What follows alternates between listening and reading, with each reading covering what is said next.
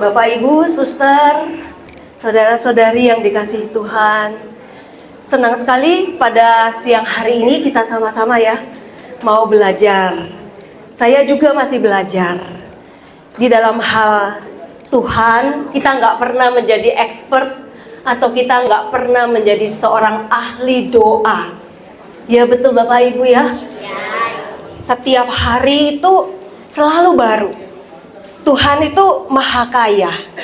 Dia punya begitu banyak berkat, karunia yang Dia mau berikan pada kita di dalam doa.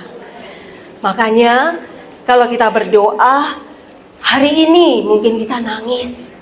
Rasanya mendapatkan jamahan luar biasa dari Tuhan. Besok kita masuk doa, kita pengen seperti kemarin. Tapi tiba-tiba kemudian kok beda. Hari ini kok kering ya? Apa ya salah saya? Mungkin kita tanya gitu. Apa saya masih mikirin urusan-urusan di rumah?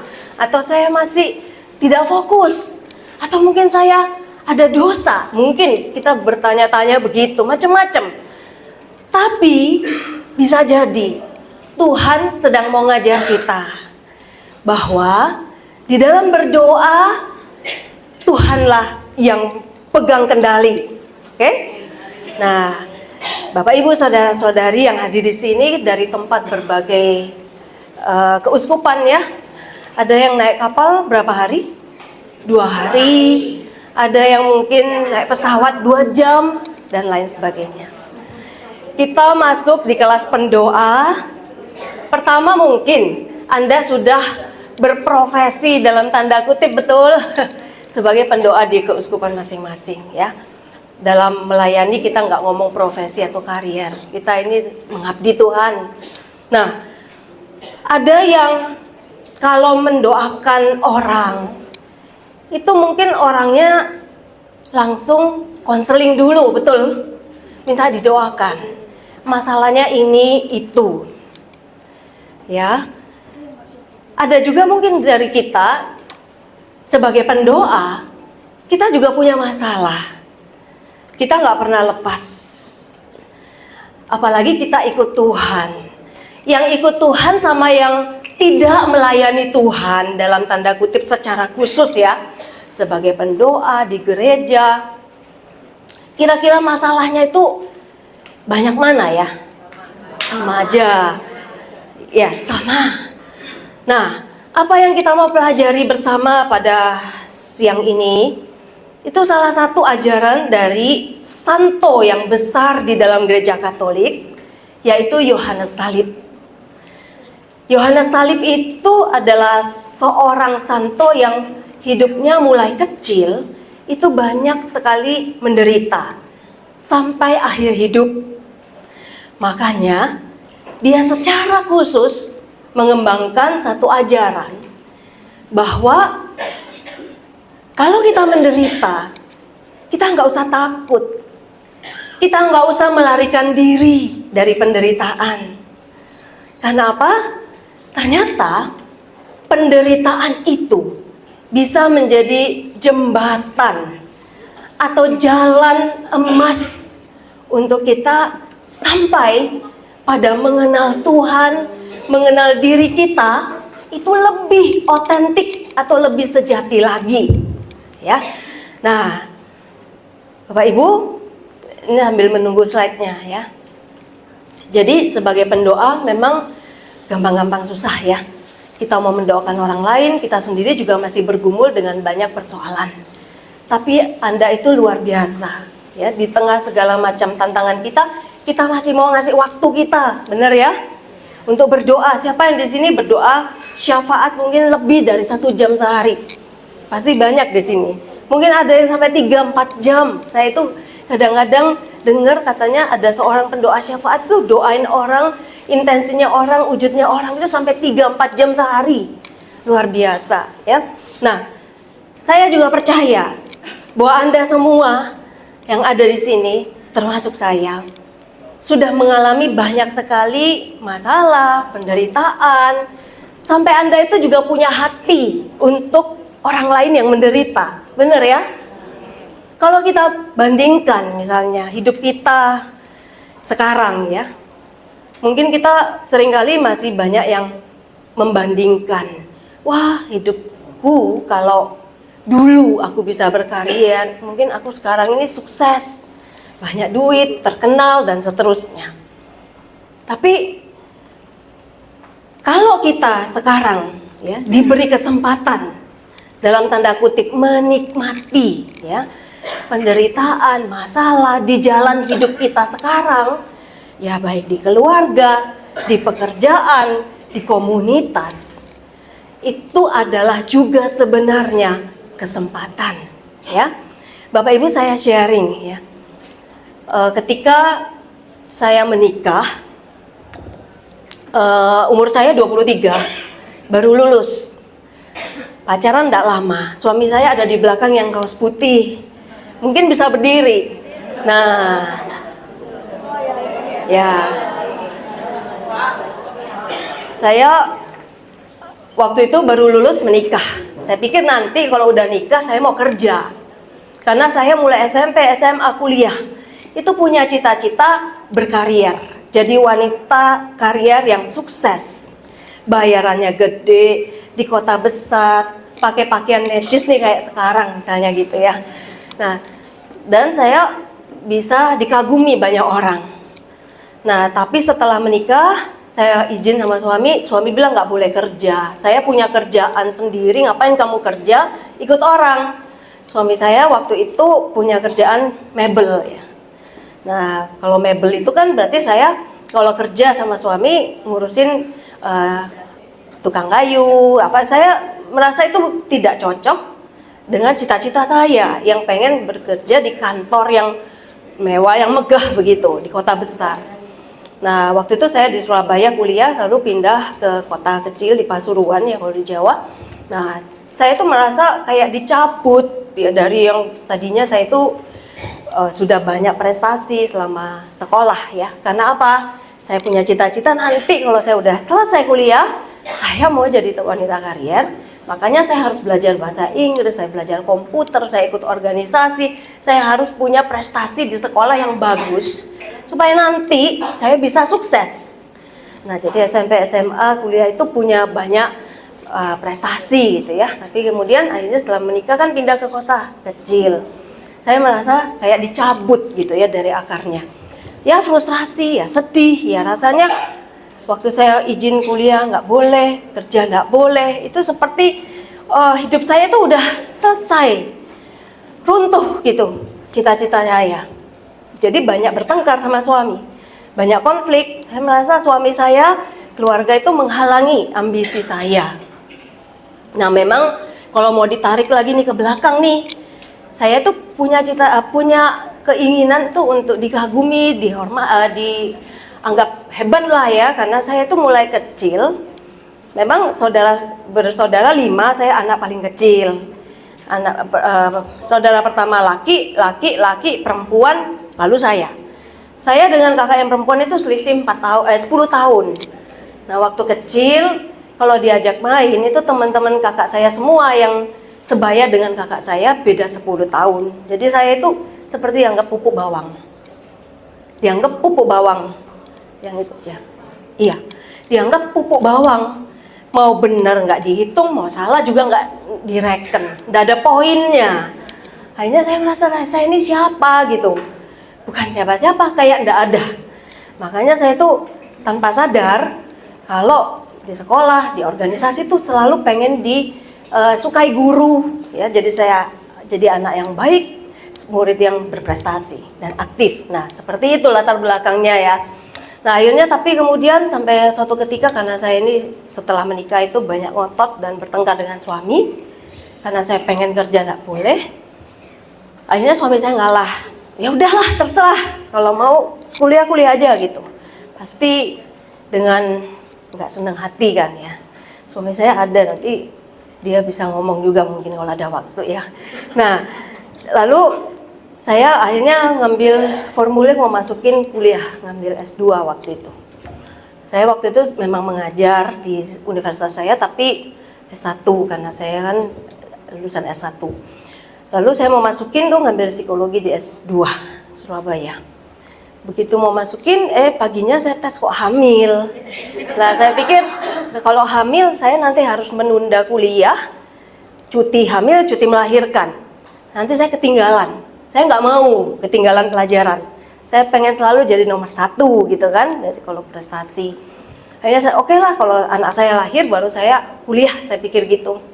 Setelah anak saya umur 6 bulan, saya ngotot lagi sama suami. Mau kuliah lagi S2. Waktu itu kami sudah pindah ke Malang. Nah, sama waktu saya mau masukin formulir nih, bukan hamil lagi Bu, tapi ada seorang Romo datang, cerita, saya juga cerita, saya pengen kuliah lagi nih. Romo bilang, oh saya punya teman, anaknya masih kecil, kuliah lagi itu stres loh, dia bilang gitu. Wah, Romonya bilang gitu, saya jadi kecil hati. Romonya pulang, saya marah bener sama Tuhan. Saya masuk kamar, di depan saya ada kitab, saya memang sudah biasa berdoa setiap hari ya. Tapi pertobatan itu selalu tiap hari ya perlu. Pada waktu itu, saya buka kitab suci sambil nangis, sambil marah sama Tuhan. Untung waktu marah itu masih buka kitab suci Ibu ya. Bukan banting pintu, bukan pecahin gelas atau piring ya. Buka firman Tuhan, carilah hikmat yang dari Tuhan, karena hikmat manusia sia-sia. Itu dari 1 Korintus 1 sampai 2. Wah, itu firman Tuhan begitu hidup. Saya buka terus, saya baca, itu semua itu seperti berbicara untuk saya. Dan waktu itu saya bisa melek, bahasa Jawanya melek, itu terbuka pikiran saya ya. Pikiran saya terbuka, saya bisa melihat, oh ternyata panggilan Tuhan itu untuk saya adalah melakukan kehendak Tuhan ya, lewat keluarga dan sesama. Nah, waktu itu akhirnya saya izin sama suami, dekat rumah kami di Malang itu ada sekolah tinggi filsafat teologi, dan saya minta izin untuk kuliah di sana sama romo-romo, sama frater-frater. Ya udah, boleh. Ya, jadi ketika saya udah menemukan apa yang Tuhan mau, ternyata Tuhan juga kasih saya jalan untuk untuk mengembangkan ya. Baik. Nah, lalu kemudian saya kuliahlah di situ tahun 98 sampai kemudian tahun 2000 disuruh mengajar para frater sampai tahun 2022. Dan saya mengambil kuliah juga di situ, S2, S3, dan saya menyelesaikan doktor teologi untuk Katolik di sana tahun 2024 yang lalu. Nah, Bapak Ibu, nah ini beberapa foto, ini foto ya. Jadi tadi kenapa saya menampilkan foto yang ini, rencananya tadi mau cerita. Ya, saya akhirnya ngambil S2, Master Pendidikan. Jadi waktu saya sambil kuliah di STFT, saya juga menyelesaikan master pendidikan, dan akhirnya yang mendorong saya untuk mengambil S3 ini juga suami saya.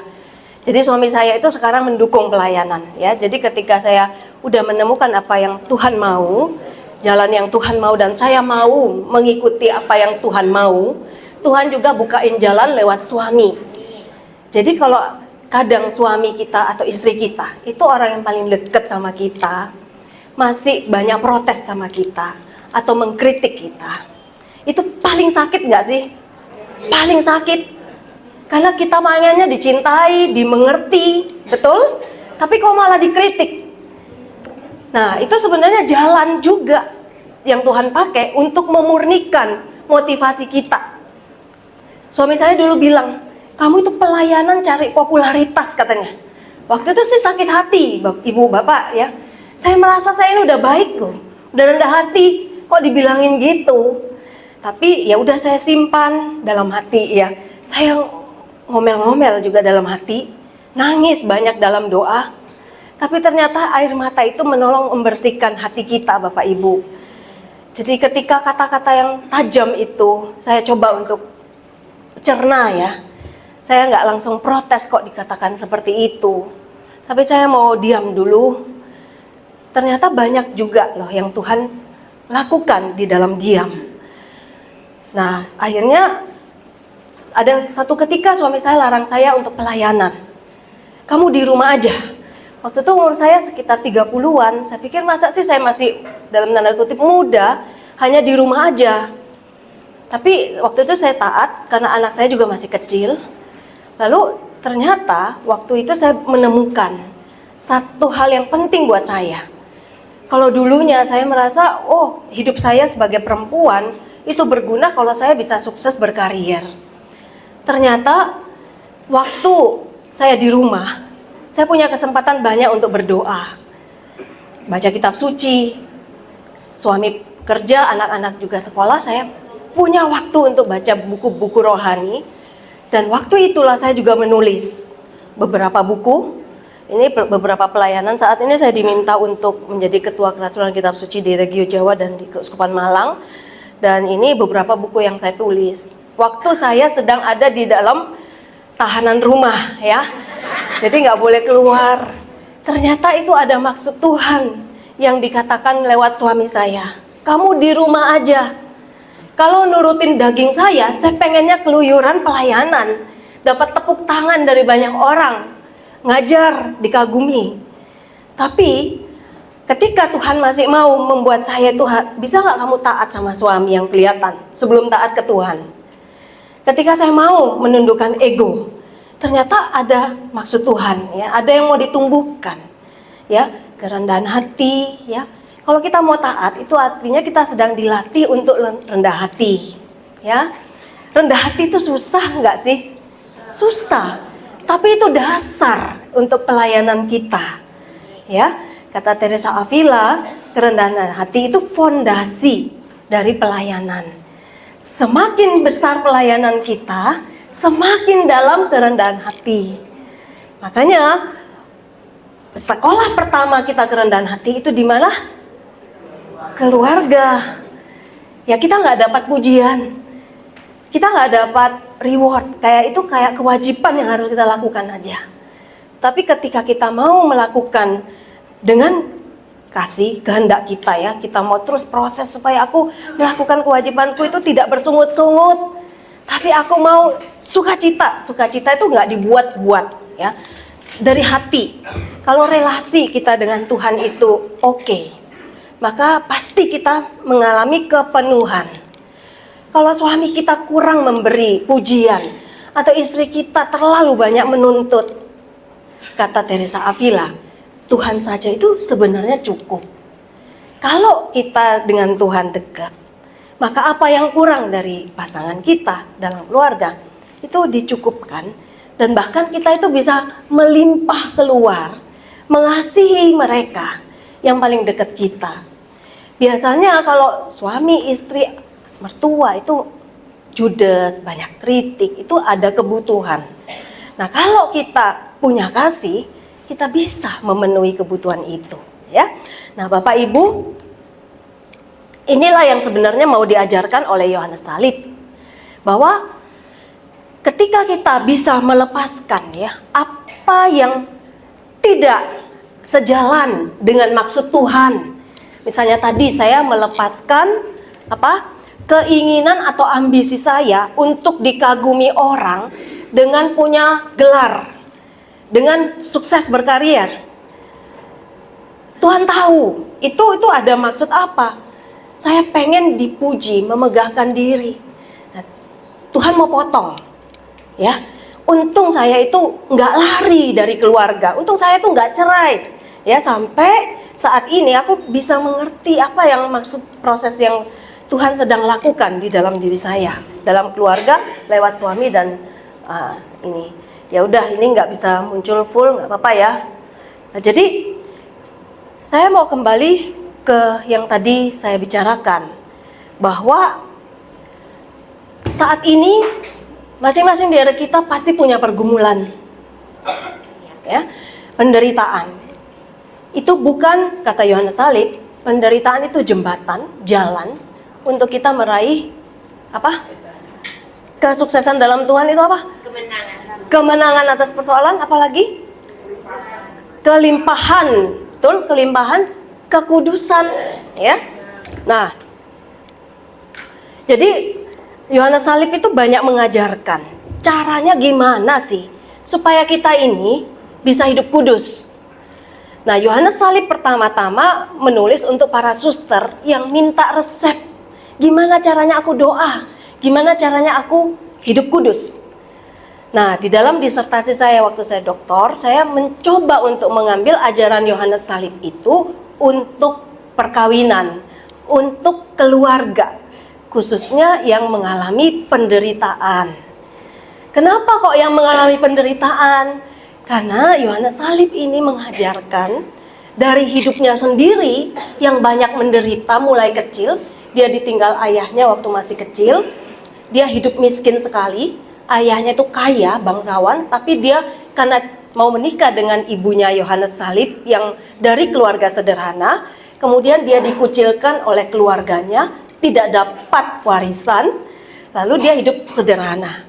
Nah, setelah ayahnya meninggal, ibunya lebih menderita lagi ya. Dia harus menghidupi ketiga anaknya. Nah, dari situ Yohanes Salib belajar dari keterbatasan materi ya. Tapi dia melihat papanya tuh sayang sama mamanya. Ada kasih yang dia pelajari. Ya, walaupun hidupnya sederhana, ternyata itu dasar yang Tuhan sedang tanamkan supaya dia itu tumbuh menjadi orang yang kuat ya, yang cari Tuhan. Kadang-kadang dalam keterbatasan, kita itu buka hati untuk Tuhan. Betul? Dalam kelimpahan kita biasanya tuh lupa untuk berbagi. Malah nggak merasakan penderitaan orang lain. Tapi kita tahu rasanya lapar. Begitu ada orang yang lapar, pasti kita tergerak. Nah, Bapak Ibu, saya ini waktu kecil juga seringkali ditinggal sama papa mama, merasa sepi ya. Papa mama menurut saya itu nggak terlalu peduli sama saya. Jadi kalau ada anak kecil yang kurang diperhatikan oleh orang tua, saya itu merasa tergerak sekali gitu ya. Jadi seringkali penderitaan kita yang diizinkan Tuhan, atau mungkin karena perlakuan orang lain yang selama ini membuat kita luka.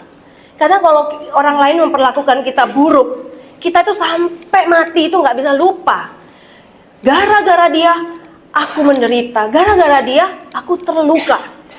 Dan itu bisa, filmnya itu muncul terus di pikiran kita. Efeknya besar waktu kita menikah. Pikiran itu masih ada di belakang kita, di belakang pikiran kita, dan bisa mempengaruhi hubungan kita dengan pasangan, dengan anak, tanpa kita sadari, ya. Nah, ini semua perlu kita kita sadari, ya. Lalu kita lepaskan. Kata Yohanes Salib, ajarannya detachment atau hati yang lepas bebas, ya, dari pengalaman buruk masa lalu. Dari keinginan-keinginan kita yang nggak ada batasnya. Betul? Kadang-kadang keluarga atau suami istri itu menderita karena banyak keinginan yang nggak bisa terpenuhi. Jadi yang disalahkan pasangan, ya, atau memang pasangannya tuh pelit sama dia dan dia merasa menderita sekali. Temennya kok hidupnya enak, seringkali dibelikan perhiasan, ya, dikasih kado. Tapi dia mungkin tidak pernah dapat itu dari pasangannya. Nah, saya punya satu teman ya, dia mengalami itu. Suaminya nggak kasih dia hadiah kalau ulang tahun. Ya, uang juga ya, uang belanja yang dipakai bersama dengan anak. Dia sendiri tidak ada uang bulanan dan dia nggak bekerja. Ibaratnya seperti burung cuma dalam sangkar cuma dikasih makan doang gitu ya, makan saja. Tapi ternyata dia ini kan orang yang saleh ya, teman saya ini juga pendoa. Dia itu teguh di dalam iman Katolik. Dia tahu bahwa gereja Katolik mengatakan 1 kali menikah cukup sampai mati. Dia nggak mikir untuk cerai. Dan dia belajar untuk taat, walaupun perjuangannya berat ya. Untuk taat itu berat, untuk nerima perlakuan yang itu tiap hari kan 24 jam ya kita sama pasangan ya. Guru kita yang ideal itu pasangan ya, Tuhan taruh pas sekali dengan yang kita butuh ya, yang menurut kita itu penderitaan. Nah, ternyata dia bisa mengatakan sekarang begini, sekarang saya itu bisa dilepaskan dari keinginan punya banyak barang. Saya enggak kepengen itu barang mewah, saya juga bisa pakai yang ada ini dan saya cukup gitu. Nah, untuk proses dari yang tadinya secara manusiawi, kita itu kan kepengen yang enak, yang mewah, yang nyaman, yang banyak gitu. bisa menjadi mengatakan aku cukup dengan yang ini. Itu ada proses.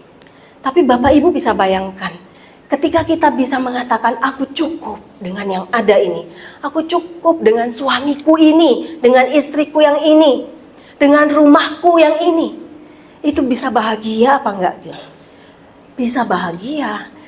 Anda punya rumah 10, tapi kalau Anda pengennya 20, itu tetap masih kurang dan tetap nggak membuat Anda bahagia. Kenapa? Ada keinginan yang terus nggak bisa dipenuhin. Nah, jadi kata Yohanes Salib, keinginan kita yang tidak sejalan dengan Injil, ya itulah sumber penderitaan, ya. Nah, pikiran kita, waduh suami tuh harus sabar, tanggung jawab, memenuhi kebutuhanku. Lah kok seperti ini, suamiku tuh pasif, bangkrut sekali, nggak bisa bangkit lagi. Lah sekarang aku yang harus jadi tulang punggung, aku yang harus menghidupin anakku. Sementara suamiku bilang aku sakit, nggak bisa bekerja. Mungkin banyak para istri bilang, wah ini nggak adil, nggak bisa, harus suami yang kerja.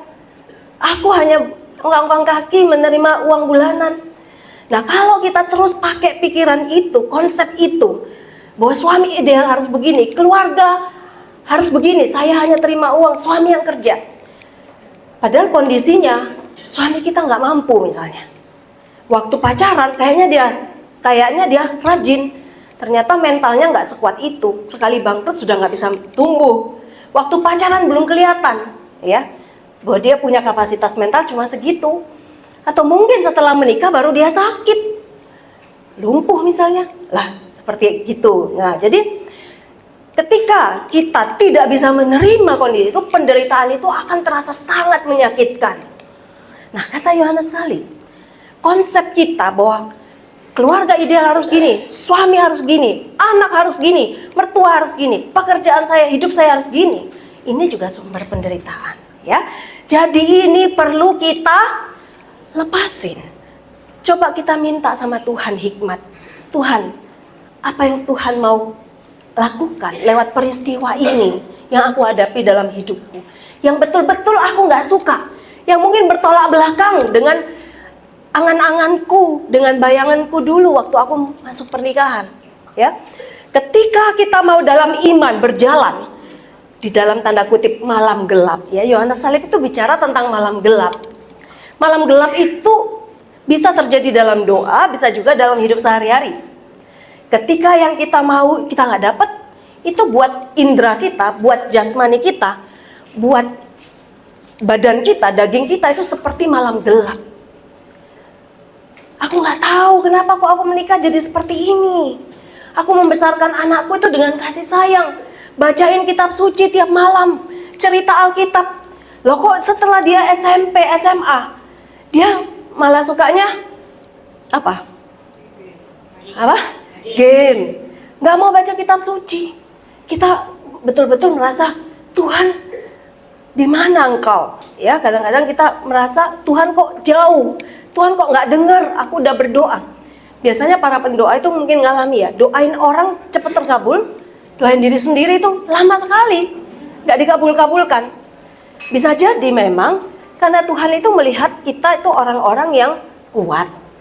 Jangan dikasih cepet-cepet, nanti imannya kendor.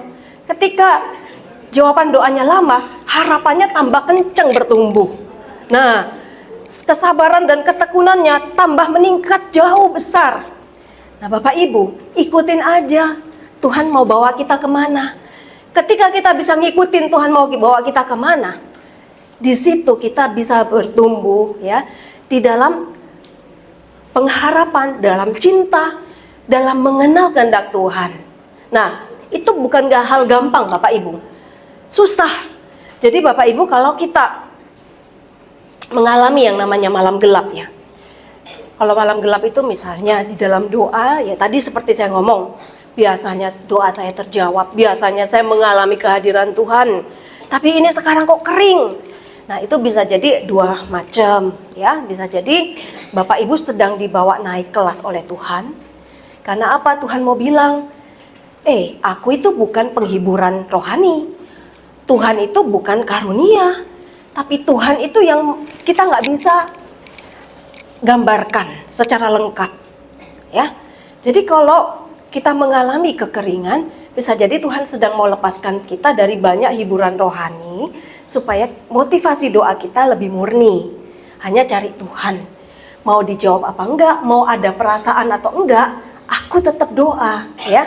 Tuhan itu kan melampaui perasaan, betul? Kadang-kadang Tuhan kasih hiburan rohani buat yang masih lemah, buat yang masih butuh. Tapi kalau Anda imannya udah kuat, dikasih makanan keras. Mother Teresa selama puluhan tahun dia nggak mengalami kehadiran Tuhan. Tapi lihat buah-buahnya itu lebat sekali. Coba kalau Mother Teresa mengalami kehadiran Tuhan, bisa jadi apa? Bisa jadi apa? Dia merasa ini kehebatan doa dia. Kadang-kadang kita merasa doa kita itu bisa berbuah. Kita mudah sekali masuk hadirat Tuhan.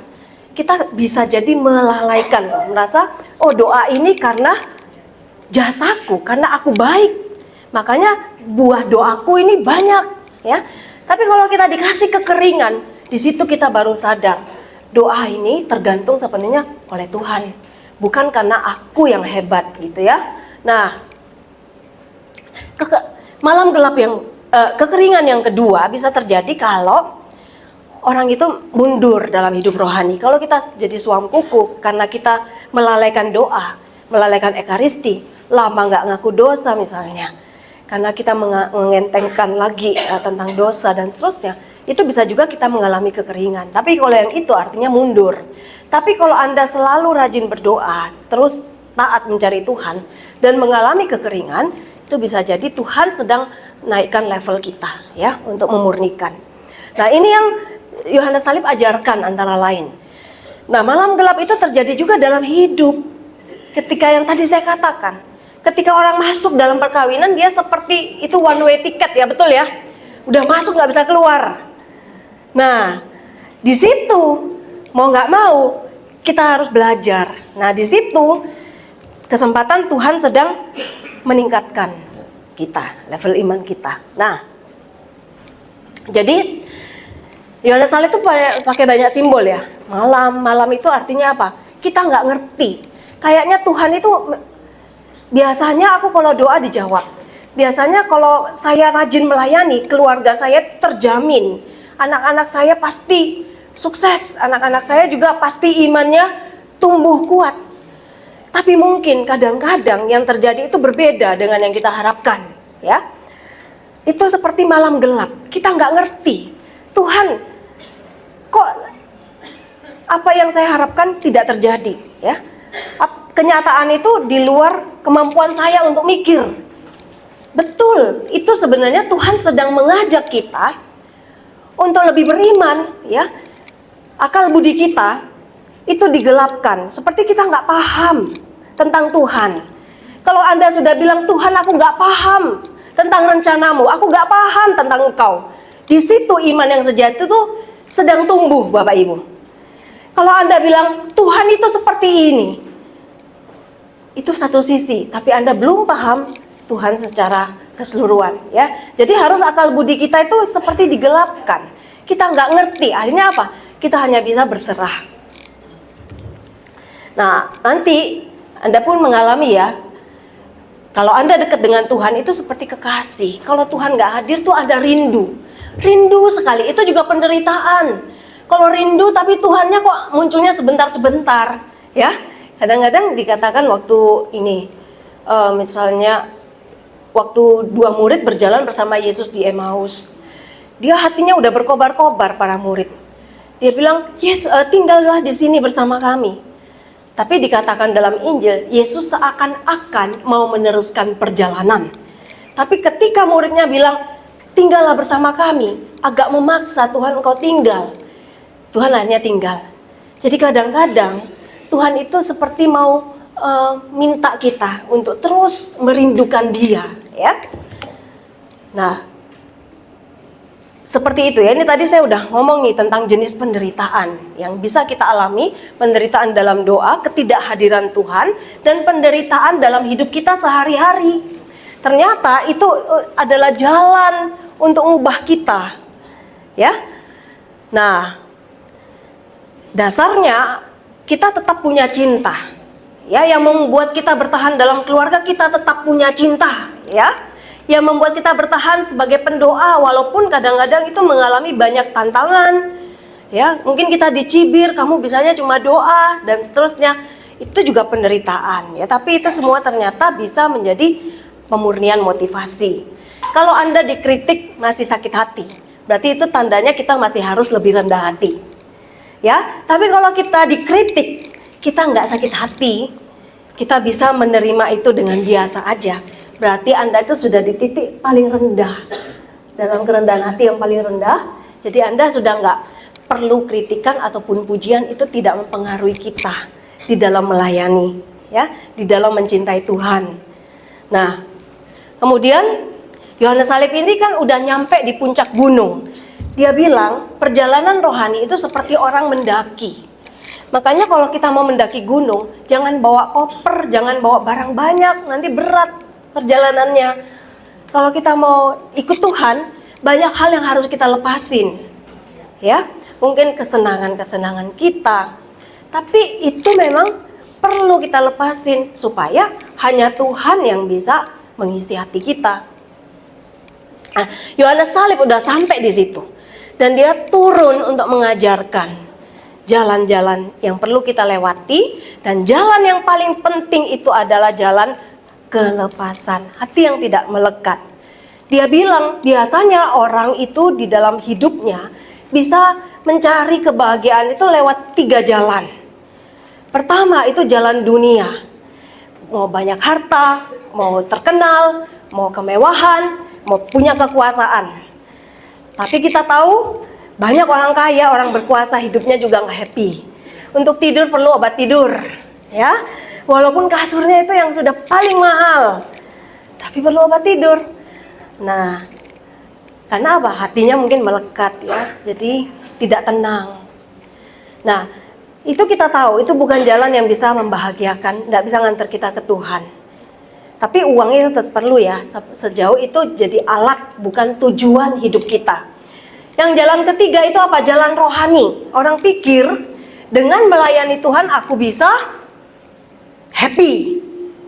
Nah, kalau kita masih punya target, ya, dalam melayani, kita masih punya agenda, kita masih punya tujuan di dalam melayani, bukan semata-mata memberikan diri kita untuk Tuhan, kita bisa kecewa. Ya, kita berputar-putar di situ. Mungkin karisma itu jadi tujuan kita. Kalau aku bisa berkarisma, punya karunia penyembuhan, mengusir setan, aku ini kan jadi orang yang hebat gitu kan. Kalau itu tujuan, kita pasti akan tidak ketemu Tuhan. Tuhan tidak mau kita melekat pada karunia-karunia. Karunia itu adalah alat untuk kita melayani, untuk kita berevangelisasi, supaya orang yang kita layani itu lebih mudah percaya sama Tuhan. Tapi kalau itu tujuan kita, aku mau puasa supaya sakti, hati-hati Bapak Ibu. Kita bisa jatuh terjebak masuk di dalam bujukan si jahat. Ya, kita mungkin dikasih banyak karunia, tapi ujungnya kita tersesat. Ya, kita menyesatkan orang juga. Kita membuat orang-orang datang pada kita. Kalau orang nggak minta tolong sama kita, kita mungkin tersinggung. Ya, kalau Anda sungguh-sungguh melayani doa, kalau orang itu tidak terima kasih dan tidak datang lagi, puji Tuhan, berarti dia sudah sembuh dan dia sudah bisa berdoa sendiri pada Tuhan, ya kan? Nggak harus lewat kita. Jadi kita nggak boleh cari pengikut, Bapak Ibu, ya. Pengikutnya harus pengikut Kristus, bukan pengikut kita. Nah, kemudian tadi saya mau ngomong apa? Ya, itu jalan yang kedua. Lewat pengalaman rohani, kita mau cari bahagia. Itu tadi saya bilang, kita jangan punya agenda kalau masuk doa. Kita harus lepasin, terserah Tuhan mau hari ini mau ngasih aku apa, mau bawa aku kemana, terserah. Kalau Tuhan sedang mau ngasih kita kekeringan, mungkin kita sedang diajar untuk lebih sabar, untuk lebih rendah hati, kan? Kita terima, nggak usah gusar.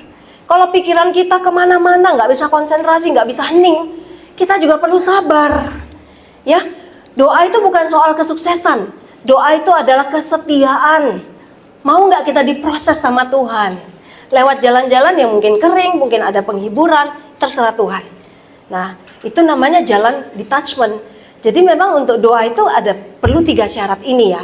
Kasih, kita masuk doa karena kita mau mencintai Tuhan, didasarkan kasih, kita mau mengasihi orang lain, ya. Yang kedua, itu perlu kerendahan hati. Aku datang ini sebagai orang berdosa, Tuhan itu adalah Allah yang disembah, ya. Bukan seperti orang Farisi yang bilang aku ini hebat Tuhan, ya. Doaku ini hebat, tidak sama sekali. Dan yang ketiga, jalan hati yang lepas. Tidak punya agenda untuk nuntut Tuhan atau ngatur Tuhan. Biar Tuhan yang atur kita di dalam doa.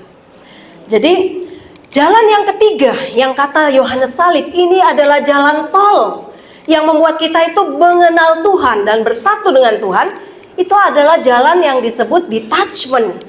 Jalan hati yang lepas bebas, ya, hati yang betul-betul datang kepada Tuhan itu apa adanya, hanya dengan iman. Aku mau datang pada Tuhan, ya, aku percaya walaupun saat ini aku belum melihat apa-apa, ya, itu jalan yang membawa kita langsung sampai pada Tuhan.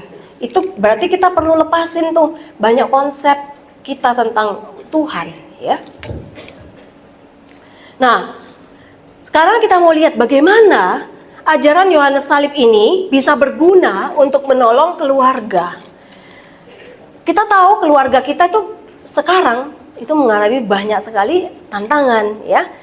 Perselingkuhan, kemudian juga internet itu mudah sekali menggoyahkan keluarga. Nah, ternyata pendekatan spiritualitas itu sangat efektif untuk menolong masalah dalam keluarga. Banyak penelitian mengatakan kalau orang keluarganya, hidup perkawinannya itu bermasalah, ternyata orang yang punya iman itu punya kemampuan untuk bertahan dalam penderitaan itu lebih besar. Sehingga dia bisa melewati dan akhirnya bisa meraih buah atau kebahagiaan. Kebahagiaan dalam tanda kutip seperti yang Tuhan sediakan untuk keluarga kita. Bukan seperti yang kita maksud, yang kadang-kadang itu bukannya yang sungguh-sungguh membawa kebahagiaan, ya. Nah, jadi ini juga menyehatkan. Kalau kita punya spiritualitas yang bagus, kita lebih sehat hidupnya, ya. Nah, makanya ajaran gereja Katolik tentang indissolubilitas, bahwa tidak cerai, itu sebenarnya adalah kesempatan untuk mengolah kita, mengolah batin kita di dalam keluarga, supaya kita ini betul-betul tumbuh jadi orang yang beriman sejati, ya, bukan hanya iman luarannya saja. Jadi dikatakan detachment itu penting sekali supaya orang tumbuh imannya. Nah, dalam kitab suci banyak sekali ajaran tentang hati lepas bebas. Kalau kamu nggak menyangkal diri, kamu nggak bisa jadi muridku, kata Yesus begitu, ya. Jadi penyangkalan diri itu terjadi khususnya ketika kita mau taat, ya, di dalam keluarga, di dalam komunitas. Nah, Bapak Gereja juga bicara tentang detachment.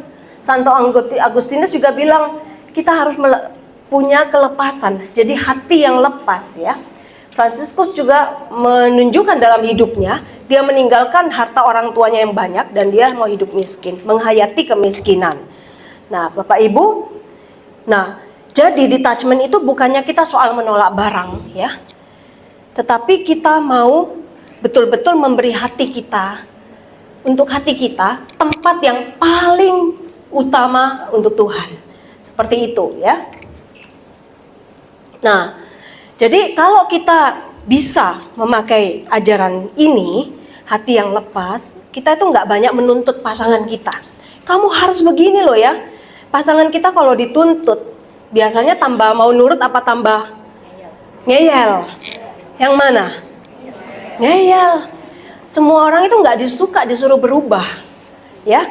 Tapi kalau kita bisa melihat pasangan kita dari banyak sisi, bukan hanya dari sisi kekurangan, berarti kita sedang menerima dia sebagai pribadi, betul? Yang utuh.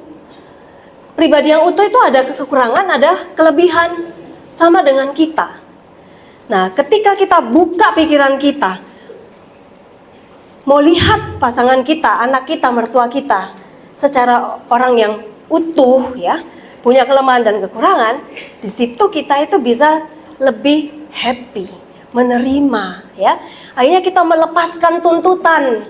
Kalau kita udah bisa menerima, kita lepasin tuntutan kita, suami kita juga akan respect, pasangan kita juga akan melihat, oh istriku ini menerima aku ya. Kalau di orang diterima, dia tuh juga mau berubah otomatis ya. Apa yang istri saya nggak suka, apa yang suami saya nggak suka, saya mau berubah karena dia udah mengerti aku lebih dulu gitu. Nah, jadi penderitaan yang dalam keluarga itu pertama-tama perlu kita koreksi dulu dari pikiran kita, cara kita melihat pasangan kita, keluarga kita ya, cara kita melihat hidup kita. Nah, itu yang perlu kita riset ya, kita lurusin lagi. Ya, buka cara pandang kita. Semua kenyataan itu banyak sisi. Bukan hanya sisi buruk, tetapi banyak sisi. Bapak Ibu, saya biasa berdoa ya, hening. Nah, ternyata doa hening itu buat saya itu banyak membantu untuk saya mengolah batin. Saya bisa melihat banyak perspektif lain dalam hidup ketika saya hening. Bisa bersyukur akhirnya. Nah, saya juga pernah mengalami penyembuhan luka batin di dalam doa pribadi. Relasi saya dengan papa itu sebenarnya nggak deket ya. Karena saya pikir papa itu adalah papa yang tidak peduli sama saya. Kenapa saya punya pikiran itu? Ada beberapa peristiwa yang saya ingat, yang agak melekat di hati saya. Misalnya waktu saya SD, saya itu suka sekali bahasa Inggris. Nah, waktu pindah dari Jakarta, waktu itu kelas 5, saya pindah ke Surabaya. Saya itu cari kursus bahasa Inggris di mana nih di Surabaya. Saya tanya sama guru saya ditunjukin tempat. Akhirnya ketemu. Nah, hari pertama saya pergi les bahasa Inggris itu kan sore hari itu jam 5. Saya diantar oleh mobilnya papa saya dengan supir. Nah, sampai di tempat les itu tiba-tiba tuh hujan deras. Sampai pukul 7 saya pulang ke rumah. Waktu makan malam, mama itu bicara sama saya. Papa bilang kamu kalau pergi les hujan keras jangan diantar mobil dengan supir, nanti mobilnya mogok. Nah, saya kan pikir loh, papa kok lebih sayang mobilnya ya daripada saya. Nah, tapi itu saya simpen aja dalam hati, saya tidak tanya. Karena saya pikir, saya sebagai anak itu ya udah harus taat. Protes sama orang tua itu seperti kayak dosa, nggak pantas gitu loh. Tapi saya simpan ya. Nah, kemudian waktu SMP itu saya kan diterima di sekolah favorit di Surabaya. Yang mau masuk sana itu susah. Dari ribuan pendaftar yang diterima kayaknya 200 gitu. Saya diterima dan ditempatkan di gedung yang baru. Saya tuh kan senang sekolah, senang belajar, ya sangat mau berprestasi. Dan saya senang sekali masuk di sekolah baru itu. Akhirnya saya dipilih jadi ketua kelas. Terus saya ingat hari 1 minggu masuk sekolah itu udah ada ulangan agama. Saya itu dapat nilai 100, kan seneng. Nah, hari itu saya pulang ke rumah, malamnya mama itu bilang sama saya, kata papa kamu pindah aja sekolahnya. Ya, kenapa? Ya itu terlalu jauh, papa nggak bisa nganter, pindah yang sekolah dekat rumah. Akhirnya saya coba tuh, mana ya sekolah dekat rumah? Diantar ke sekolah itu. Sekolah itu tuh buruk banget gitu loh, bobrok sekali.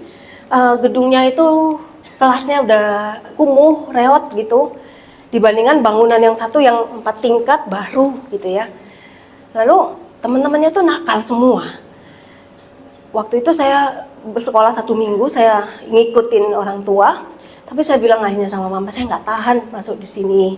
Anaknya nakal-nakal. Akhirnya saya diizinkan pindah ke sekolah yang pertama. Untung saya belum dikeluarkan dari situ dan dicarikan antar jemput. Nah, seperti itu. Nah, itu kurang lebih ya beberapa peristiwa yang saya ingat. Nah, akhirnya saya hubungannya dengan papa kan tidak terlalu dekat. Saya formalitas sih tetap baik, taat, anak manis gitu kan. Tapi jauh gitu. Dekat tapi jauh ya. Nah, akhirnya satu kali ketika saya udah nikah nih, saya kan punya kebiasaan doa tiap hari 1 jam. Biasanya setelah baca pujian, penyembahan, baca firman, Lexio Divina, saya ada waktu hening. Tapi urutannya nggak harus seperti itu. Anda para pendoa kan juga pasti mengalir ya sesuai bimbingan Roh Kudus. Hari itu Roh Kudus sedang mau membimbing Anda mendoakan siapa, bagaimana berdoanya. Metode doa itu semuanya itu baik ya. Masing-masing kita boleh milih cara yang paling baik buat kita, paling cepat kita ngantar kita masuk hadirat Tuhan. Orang yang satu mungkin koronka sangat menolong, yang lainnya mungkin rosario sangat menolong. Kita juga nggak perlu memaksakan cara kita untuk orang lain ya. Yang penting kita mengikuti bimbingan Tuhan. Nah, saya kemudian waktu itu hening lama. Nah, tiba-tiba tuh saya nggak merencanakan apa-apa. Muncul itu sakit hati tuh luar biasa, keluar semua. Saya tuh nangis loh. Film di masa kecil saya tuh muncul. Bagaimana papa itu memperlakukan mama, kemudian papa itu seperti itu sama saya. Peristiwa-peristiwa itu keluar dan saya merasakan perasaan marah. Itu ada. Saya biasanya tuh susah merasa marah. Karena buat saya, marah itu bisa melukai orang lain dan nggak boleh marah sama orang tua, ya kan? Nah, saya waktu itu keluar semua, rasa kecewa, jengkel, sakit hati itu keluar dan saya betul-betul merasakan nggak enak waktu itu. Nah, tapi setelah itu keluar semua, tiba-tiba saya merasakan satu kelegaan, ya.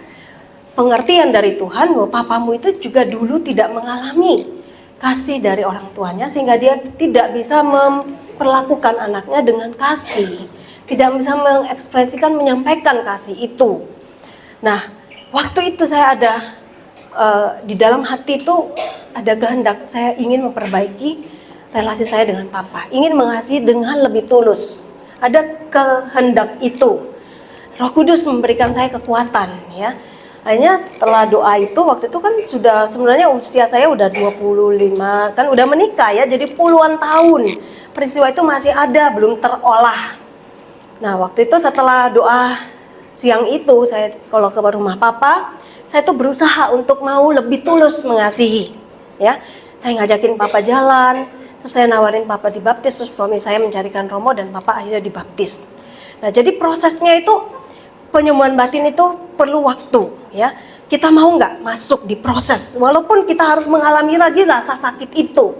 Tapi ketika kita mau mengakui, aku ini marah, aku ini terluka, aku ini takut, aku ini merasa tidak berharga, itu perasaan-perasaan yang sama sekali nggak enak loh. Tapi kalau kita mau terima, mengakui, Tuhan sembuhkan. Ya, nanti di akhir ini saya ada berikan juga bagaimana kita juga menolong orang lain atau menolong diri kita untuk sembuh, ya. Jadi setelah itu saya sampai sekarang saya juga masih ada belum selesai, masih berproses, ya. Tetapi ibaratnya sudah lebih enteng, ya, begitu. Jadi di dalam doa pribadi Tuhan bisa sembuhkan kita. Nah, jadi kalau kita mau bertahan di dalam situasi yang nggak enak, ya, dalam situasi yang nggak ideal, mungkin perkawinan kita itu menurut kita itu kurang ideal, keluarga kita, pekerjaan kita itu rasanya belum ideal.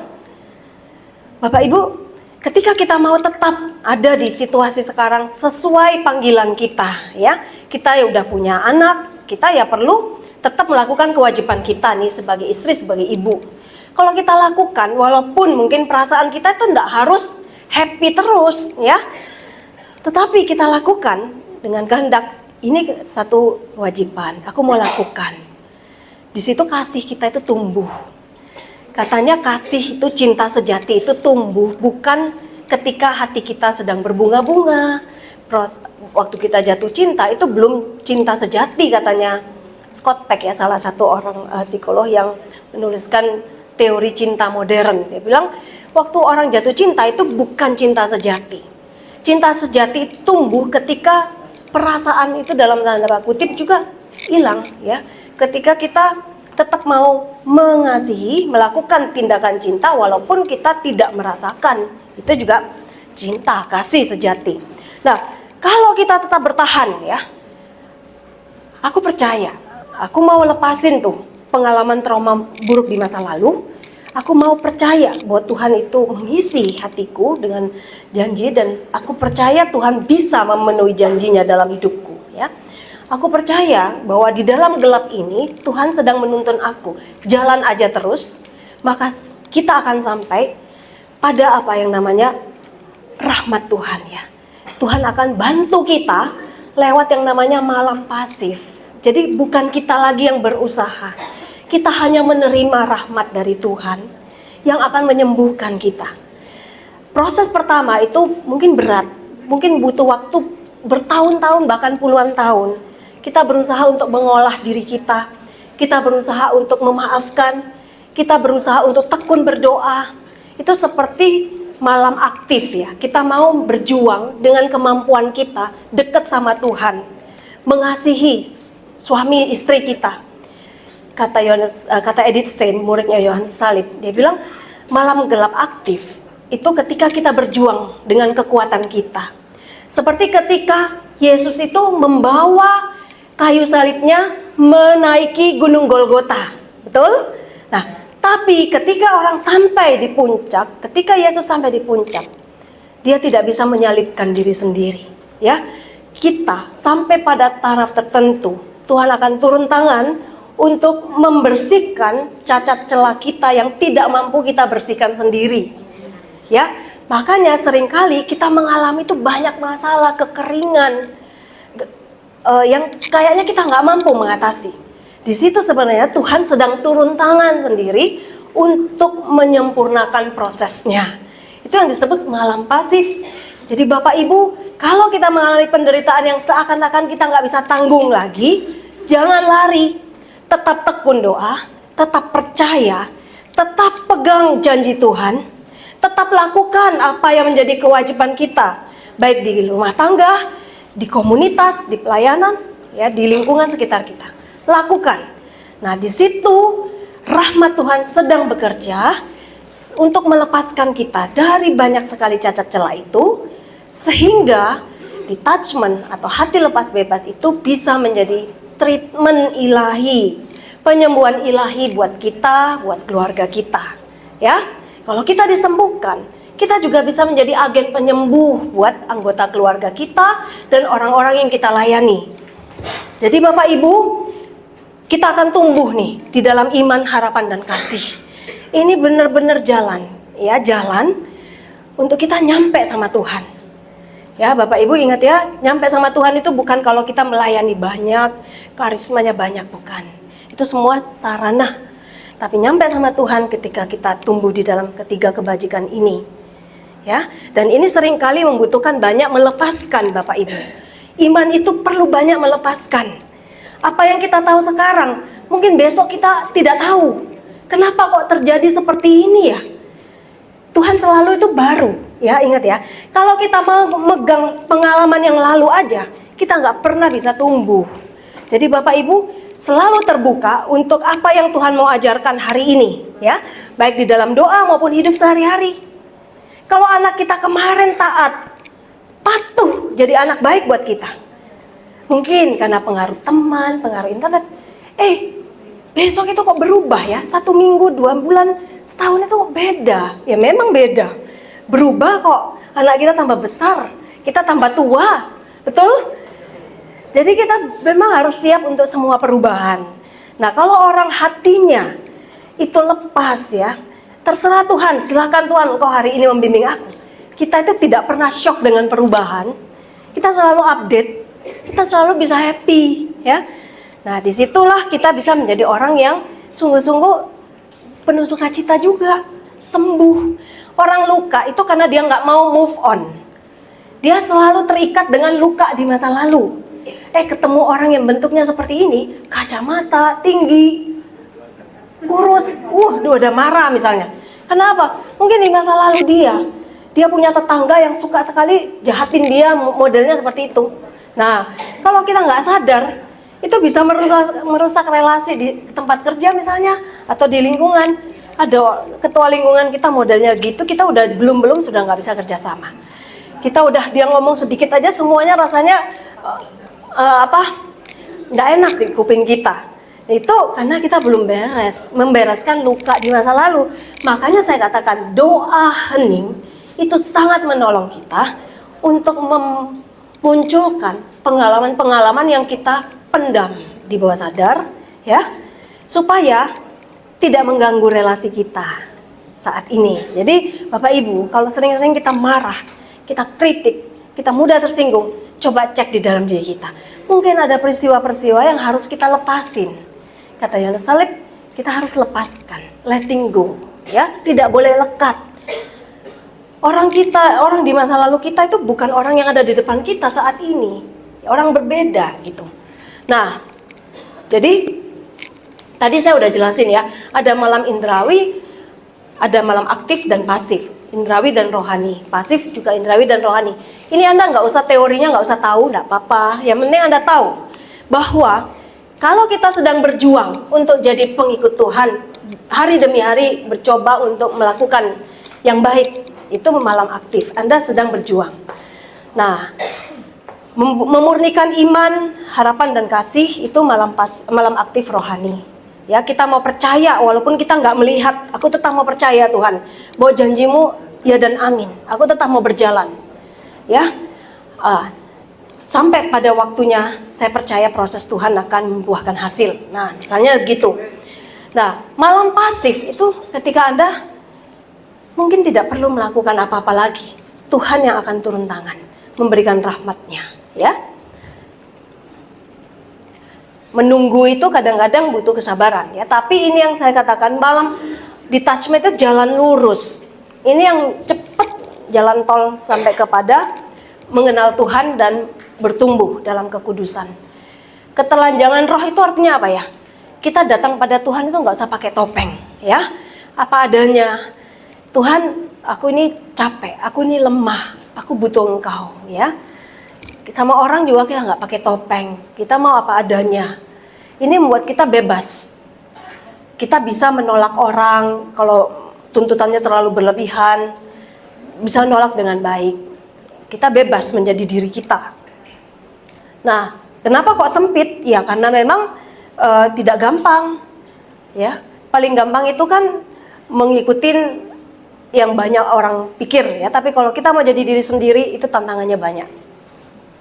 Nah, sekarang kita mau lihat nih, di dalam keluarga kita perlu menerima ya kekurangan pasangan, kekurangan anak, situasi yang menurut kita nggak ideal. Setelah itu kita melepaskan idealisme kita, harapan kita yang kadang-kadang nggak realistis. Itu yang seringkali membuat kita banyak kecewa. Nah, jadi sebelum kita masuk doa, kita perlu ngatur dulu pikiran kita. Sebelum kita nolong orang lain, kadang-kadang orang lain itu juga konseling. Kita juga bantu mereka untuk lihat dari banyak sisi kehidupan. Bahwa hidup itu, istrimu itu, suamimu itu kan tidak melulu jelek, ya. Nah, kita bantu dia untuk melihat hal-hal lain yang positif. Memang nggak langsung dia bisa melihat. Nah, nanti setelah kita ngomong, nanti di dalam doa kita mohon rahmat Tuhan supaya menolong dia, ya, untuk bisa melepaskan konsep-konsepnya sendiri dan membiarkan apa yang menjadi kehendak Tuhan itu yang mereka terima. Nah, jadi kita punya pilihan, kita mau tetap ada di dalam luka atau kita mau dibimbing Roh Kudus. Nah, sekarang kita lihat nih, orang bisa terluka itu mulai dari dalam kandungan, ya. Dalam keluarga kita tuh produk-produk keluarga, masing-masing semua dari kita ini produk keluarga. Dan banyak kali kita dibentuk sekarang ini tidak lepas dari pengalaman awal hidup kita. Bagaimana relasi kita dengan papa, dengan mama, dengan tokoh-tokoh kunci di dalam masa kecil kita, itu banyak mempengaruhi bagaimana kita bereaksi, berelasi dengan orang lain. Nah, kita perlu paham bahwa ini terjadi. Luka ini dalam kandungan bisa terjadi dalam orang yang kita konselingi atau dalam diri kita sendiri juga. Nah, ini kan pasti kita nggak ingat. Semua orang sudah nggak ingat apa yang terjadi di dalam kandungan. Betul? Tapi Roh Kudus bisa menolong kita untuk memunculkan satu pengertian atau pengalaman sehingga luka yang dalam kandungan ini bisa disembuhkan. Caranya, ya mungkin pada waktu kita mendoakan orang, ketika Roh Kudus memberikan kita sabda pengetahuan, mungkin kita diberikan satu pengertian bahwa ketika itu saya melihat orang tua itu banyak bertengkar misalnya. Sehingga waktu ibunya sedang mengandung, dia itu mengalami banyak konflik batin. Ibunya itu dia serap juga, ya. Nah, pada waktu itu mungkin dampaknya bisa macam-macam. Nanti ini saya bagikan, jadi Anda bisa pelajari lagi di rumah. Waktunya masih berapa menit? Sudah tinggal habis ya? Nah, habis? Nanti saya kasih materinya. Berapa menit lagi? Hah? Berapa menit? Nah, nanti. Ya. Hah? Berapa menit? Nah, jadi bagaimana Yesus menyembuhkan orang yang sedang mengalami luka di dalam kandungan? Kalau Roh Kudus, Oke. Saya akan menyelesaikan tidak lama lagi, setelah itu kita mau masuk doa. Nah, jadi Yesus bisa menolong orang sembuh yang mengalami luka di dalam kandungan. Kita menolong dia untuk menyadari bahwa Yesus itu hadir di setiap saat kehidupan kita. Termasuk waktu kita masih dalam kandungan, Yesus berdiri di depan kita, di depan ibunya yang sedang mengandung. Dan dia katakan, jangan kecil hati, walaupun orang tuamu tidak menerimamu, Yesus mengasihimu. Ya, buktinya kelahirannya bisa lancar, ya ada sampai saat ini, itu karena juga rencana Tuhan. Ada rencana Tuhan yang indah, ya. Kemudian dalam masa kelahiran juga macam-macam bisa terjadi. Mungkin kelahirannya ditolong dengan alat yang menyakitkan dia sehingga terluka. Begitu lihat alat kedokteran yang tajam aja sudah langsung takut misalnya. Ada orang seperti itu. Mungkin karena dia trauma dengan pisau bedah atau lain sebagainya. Nah, ini juga kita, atau mungkin dia diharapkan perempuan lahirnya laki-laki atau sebaliknya. Atau mungkin orang ibunya sedang mengharapkan ayahnya hadir tapi ayahnya tidak hadir waktu kelahiran. Jadi apa yang terjadi di dalam diri mamanya bisa dirasakan oleh anak itu. Nah, engkau ada bukan karena kebetulan, tapi engkau ada karena aku menghendaki. Jadi kita bisa mengatakan doa-doa seperti ini ketika kita melayani orang yang sedang membutuhkan pertolongan. Masa kanak-kanak ini juga bisa ya, waktu masuk sekolah, situasi yang baru, merasa sepi, terkejut, dan seterusnya. Pada saat itu Yesus hadir, Yesus memberi perhatian kepada setiap kita, ya. Nah, ini Bapak Ibu kan sudah sering ya melayani doa penyembuhan batin ya. Kalau yang belum sering pun bisa nanti baca, nanti ngerti apa tujuannya. Supaya ketika Anda mendoakan dan Anda sedang digerakkan oleh Roh Kudus lewat sabda pengetahuan atau nubuat itu, untuk memasuki tahap kehidupan orang yang kita doakan, dan Anda misalnya melihat situasi-situasi di mana dia tersakiti, terluka dalam tahap-tahap itu, entah kandungan, masa kelahiran, masa anak-anak, Anda bisa menolong dia untuk sembuh, ya. Nah, doa pada saat itu, Yesus hadir penuh perhatian, Ia memberkatimu, membelai kepalamu, ya. Jadi kita bisa menolong orang itu untuk menyadari bahwa Yesus hadir pada saat dia merasa terluka itu. Nah, kemudian pada masa remaja atau masa sekolah, ya, lingkungan baru, dapat ejekan teman atau dibully, ini pun menimbulkan luka, penderitaan buat orang itu. Nah, kita perlu meyakinkan bahwa Yesus hadir, Yesus menerimamu apa adanya. Anda nggak usah hafalkan ini. Kalau Anda berdoa, ikuti bimbingan Roh Kudus. Roh Kudus punya 1001 cara untuk menolong kita. Jadi yang penting Anda sebagai pendoa itu betul-betul relasinya akrab dengan Tuhan, sehingga ngerti Tuhan mau membimbing kemana dan mendoakan apa. Apakah ini mendoakan luka batin atau mendoakan pelepasan. Jangan kebalik ya Bapak Ibu ya. Karena kadang-kadang manifestasinya kan sama. Orang luka batin dan orang butuh pelepasan itu sama-sama teriak-teriak, nangis-nangis ya. Tapi kalau yang sedang mengalami luka batin, diusir-usir setannya, tambah luka batin Bapak Ibu, ya kan? Tapi kalau orang yang butuh doa pelepasan, didoakan penyembuhan batin, ya nggak mempan gitu. Makanya perlu diskresi tadi, discernment. Nah, pada masa remaja, dia nanti pacar misalnya, kemudian dia kecewa karena cinta. Di situ Yesus juga, kita ajak dia untuk membayangkan Yesus hadir, memeluk dan mencintainya. Dalam masa remaja ya, seperti itu. Dalam masa pernikahan, banyak yang pernikahannya terpaksa, tanpa cinta. Dinikahkan orang tua, karena dianggap pasangan itu bisa menyelamatkan ekonomi keluarga, atau mungkin diperlakukan tidak baik oleh mertua, dan seterusnya. Nah, ini pun Yesus ada, bisa memulihkan. Ya, jadi macam-macam luka ini kita lihat penyebabnya apa, dampak emosinya macam-macam. Anda nanti bisa lihat, baca sendiri. Nah, prosesnya intinya apa sih? Kita mau menyadari bahwa kita terluka, atau orang itu kita bantu untuk menyadari ada hal-hal yang membuat dia saat ini menderita, yaitu luka di masa lalu, dan kita mau nggak mengajak dia menerima. Kalau Roh Kudus sudah membuka satu peristiwa dalam hidup seseorang, berarti Roh Kudus akan menolong orang itu sanggup untuk menerima peristiwa yang menyakitkan itu. Pertama-tama kita harus terima dulu.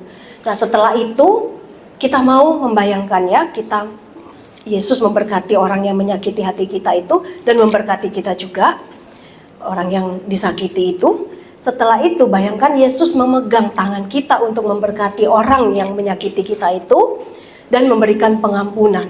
Serta dari tangan kita bersama tangan Yesus itu mengalir kasih untuk memberikan pengampunan kepada orang yang menyakiti hati kita. Nah, setelah itu bayangkan Yesus menyatukan tangan kita dengan tangan mereka yang telah menyakiti. Nah, atau ada doa juga yang efektif buat orang-orang yang terluka itu. Kita ucapkan, Tuhan, aku mau mengampuni siapa? Iparku misalnya, karena perlakuannya yang mengejek aku. Ucapkan secara spesifik. Dan aku berdoa supaya iparku itu diampuni dan dilepaskan dari segala akibat dosa atau konsekuensi dosa. Dan hidupnya diberkati. Ia dan anak cucunya mengalami kebahagiaan serta berkat melimpah-limpah. Nah, kalau kita bisa mendoakan doa untuk musuh itu, berarti kita sudah mengalami kemenangan, ya. Kita walaupun masih dalam proses penyembuhan, tapi kita sedang berproses pada penyembuhan. Nah, Bapak Ibu, ketika kita mau rahmat Tuhan mengalir dalam diri kita, kita jangan simpan luka atau dendam, ya. Kita mau lepaskan. Jadi sakit fisik itu masih ada gunanya, bisa membuat orang bertobat, bisa membuat orang jalan mati raga, ya. Tetapi namanya sakit batin itu penghambat rahmat Tuhan di dalam hidup kita. Nah, oleh sebab itu luka ini harus kita beresin, baik dalam diri hidup kita dan menolong orang lain untuk mengalaminya, penyembuhan itu. Nah, ini yang tadi saya tunjukkan, ya. Jadi Tuhan bisa menolong kita untuk melepaskan semua ikatan-ikatan itu. Jadi apa? Kita makin bersatu dengan Tuhan, kita menyatu dengan pasangan, dan kita bisa mengembangkan diri. Siapa yang mau mimpin doa Angelus? Ibu? Mau mimpin doa Angelus? Silakan. Misi ya, Bu.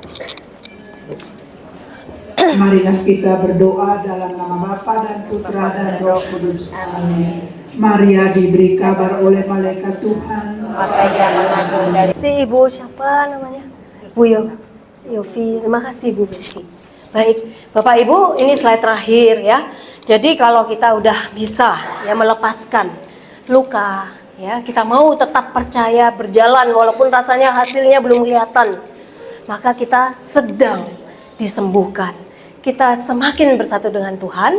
Kita juga punya hati, kapasitas hati kita diperlebar untuk mengasihi orang lain, dan juga kita berkembang. Kita menyadari diri kita ini sebenarnya potensi kita banyak, diri kita bisa kita punya perspektif yang lebih luas, ya. Tidak terkungkung hanya melihat satu sisi, satu luka atau satu aspek aja dalam hidup kita.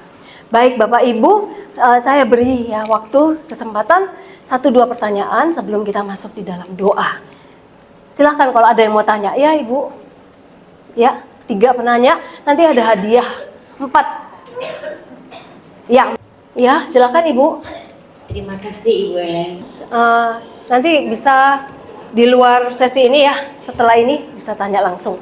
Baik, yang pertama kalau resting itu memang ada, kalau resting Ibu itu berarti memang ada 2 hal, ya. Pertama, dia memang mengalami kepenuhan Roh Kudus sehingga dia nggak bisa menampung.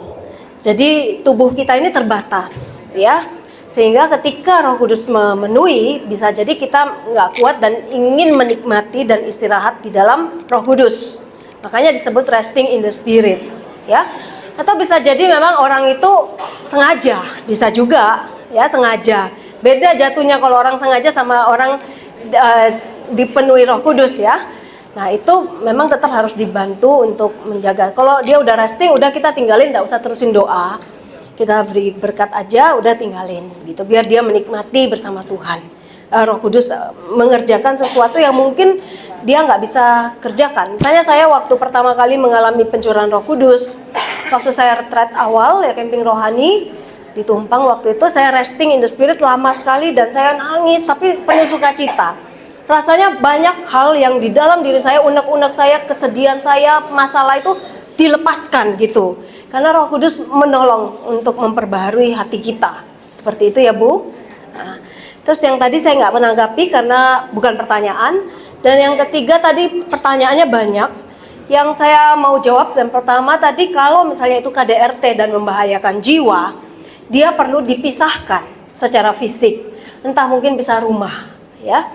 Nah biasanya kalau orang bercerai atau pisah ya, dalam gereja Katolik memang bukan bercerai ya, anulasi. Kalau memang masalah itu membahayakan jiwanya dan membahayakan keamanan anak, itu bisa diurus anulasi ya.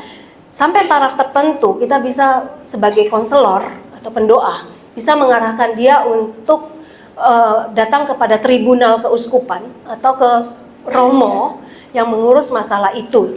Diwawancara apakah memang kasus ini perlu dibawa ke anulasi enggak, ke tribunal. Kalau memang dianggap ini masalah kasus-kasus yang tidak bisa lagi dipertahankan perkawinannya, maka silahkan mengurus anulasi. Tapi yang tadi saya katakan, penderitaan-penderitaan yang bisa kita tanggung dalam perkawinan ini adalah jalan juga untuk kita bisa bertumbuh, itu bisa juga. Tapi memang ada penderitaan, kita harus tahu batasnya, yang tidak boleh ya membuat suami itu akhirnya semena-mena terhadap istri, atau sebaliknya istri semena-mena terhadap suami juga banyak loh. Suami yang di KDRT juga banyak loh ya. Nah, jadi itu pertanyaan yang pertama. Yang kedua, yang soal membedakan antara dia dirasuki roh jahat ataukah luka batin, itu perlu proses discernment. Nah itu perlu memang karunia membedakan. Makanya ketika Anda mendoakan, jangan mendoakan sendiri, hendaknya berdua minimal atau dengan tim. Jadi kita bisa, kalaupun sukses atau orangnya disembuhkan, kita nggak merasa bangga. Kalaupun waktu itu kita tidak mengalami apa-apa, kita juga agak kecil hati. Dan satu tim itu saling melengkapi, ya. Jadi kalau Anda sudah memang betul-betul berkembang di dalam, dan saya yakin Tuhan akan memberikan itu ketika Anda dengan tulus mau menolong orang itu. Anda mengerti apakah ini doanya doa penyembuhan batin ataukah pelepasan. Kalau pelepasan ya kan kita bisa melakukan pelepasan kecil ya. Kalau eksorsis itu memang oleh uskup atau yang ditugaskan oleh uskup, eksorsis di keuskupan. Tapi kalau sehari-hari biasa kadang-kadang orang juga butuh dilepaskan, kita bisa mendoakan pelepasan dalam nama Yesus, segala roh yang bukan berasal dari roh Tuhan saat ini enyahlah, ya seperti itu misalnya.